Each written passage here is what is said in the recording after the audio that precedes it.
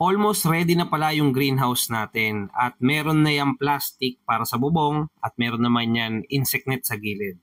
So bukas possible installation na ng ating mga gamit para makapagsimula na tayo makapag-business dito. Yung extra space pala na kinatutuntungan ko dyan is baka maglagay tayo ng tilapia fish pan dyan someday. Currently kasi nakikipag-usap pa tayo sa mga fish industry vendor at mga possible client. Pero ngayon wag na muna yan, dito muna tayo pumoko sa unang business. Ito pala yung tsura ng plastic no, na ginamit natin. Makapal siya at hindi siya basta-bastang plastic kaya medyo mahal siya. Dito sa side na to ang gagawin nating entrance. At dyan na rin tayo magkapasok ng mga wiring, mga pump at kung ano-ano pang mga gagamitin natin para bukas. By the way, magpapahinga na tayo today kasi sobrang pagod din tayo. Tapos tomorrow naman, install natin dito yung farming equipment sa tuturo natin sa inyo magkano yung magagastos natin doon at ano yung pwede mabigay natin idea sa inyo kung gusto nyo pumasok sa mga ganitong klaseng business.